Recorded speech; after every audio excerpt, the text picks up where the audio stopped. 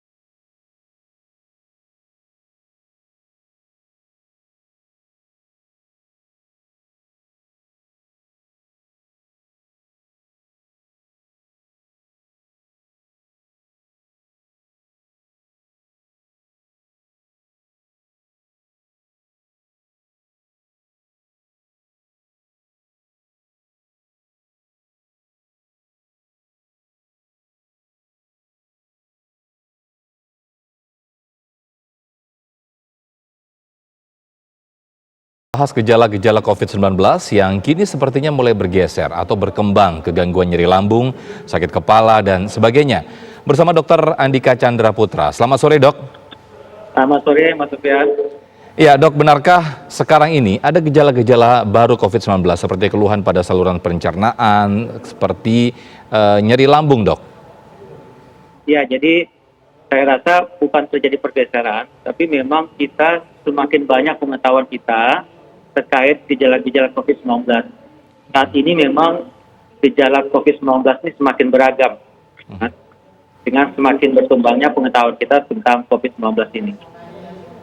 Baik, artinya sebetulnya gejala-gejala ini sudah lama ada, namun karena seiring pengetahuan kita yang semakin banyak, sehingga kita baru mengetahui begitu, Dok? Ya, betul, Mas.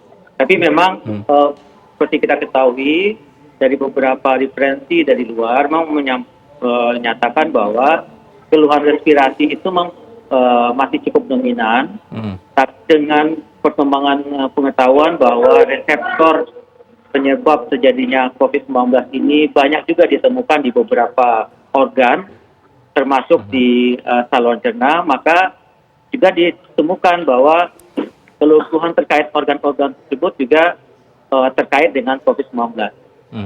Lalu apa yang menjadi pembeda, Dok, antara gangguan pencernaan biasa dan gejala COVID-19 yang sekarang ini kita ketahui pada nyeri lambung?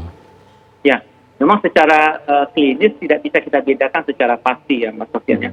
Jadi pada pasien-pasien COVID-19 ini sama-sama mengeluhkan nyeri lambung, sama-sama kadang-kadang menyebabkan nafsu makan menurun, kadang-kadang menyebabkan diare, dan secara gambaran klinis kita tidak bisa membedakan apakah ini karena COVID-19 atau karena penyebab yang lain. Ya, lalu apa yang kita harus lakukan, Dok, ketika ada keluhan itu kita rasakan nyeri lambung? Apakah kita langsung periksa swab atau kita mengobati pada sakit nyeri lambung seperti biasanya, Dok, pada umumnya? Ya, memang pada kondisi saat ini standar untuk mengetahui COVID atau tidak itu memang dengan pemeriksaan swab nasofaring. Tapi untuk kasus-kasus tertentu memang kita lakukan pengambilan bahan sesuai dengan kelainan organnya. Sebagai contoh misalnya kalau terjadi diare bisa kita lakukan pengambilan spesimen tinja atau BAB-nya. Kemudian bisa kita lakukan pemeriksaan, walaupun akurasi atau sensitivity untuk pemeriksaan itu tidak begitu tinggi. Lalu ketika kita awal, apa yang pertama yang kita lakukan ketika kita merasakan nyeri lambung, Dok? Apakah kita minum obat nyeri lambung dulu atau langsung konsultasi ke dokter atau seperti apa, Dok? Ya, memang pada kondisi yang sifatnya ringan bisa kita lakukan pengobatan di rumah yang sifatnya simptomatik. Tapi kalau kemudian berlanjut memberat, kita sarankan untuk segera berkonsultasi ke ahlinya. Oke. Dok, sekarang ini kita memasuki musim pancaroba, Dok, ya, yang biasanya pasien ini mengalami flu, kemudian batuk pilek, demam, apalagi ditambah lagi mungkin juga ada demam denggi tinggi gitu ya. Ini apa yang membedakan gejala dengan COVID-19? Ya, jadi ini memang menyulitkan semua pihak termasuk dokter ya. Iya. Karena keluhan dan gejala dari COVID-19 ini memang mirip seperti ISPA biasa. Iya. Ya. Jadi tentu dengan pemeriksaan yang lengkap, kemudian juga melalui anamnesis yang baik, dokter bisa memastikan dan melakukan pemeriksaan lebih lanjut untuk melihat apakah ini COVID atau tidak. Memang sulit Mas kalau hanya berdasarkan gambaran klinis saja. Karena kan memang kebanyakan orang selama ini ketika dia terkena gejala flu, dia hanya mengobati biasa, kemudian istirahat di rumah, kemudian ketika dia tak kunjung reda, akhirnya periksa ke rumah sakit, ke dokter dan harus swab. Itu yang sudah dilakukan itu sudah benar, Dok, atau hanya isolasi mandiri saja gitu, Dok? Ya, jadi memang pada kondisi saat ini dengan keterbatasan pemeriksaan swab juga, saran kita kalau memang tidak memungkinkan dilakukan pemeriksaan swab dan keluhannya bersifat ringan, bisa kita lakukan isolasi mandiri terlebih dahulu. Ya. Lalu kemudian kalau misalnya keluhannya mulai memberat, apalagi diketahui ada kontak erat dengan seseorang yang positif COVID, lebih baik untuk dilakukan pemeriksaan swab.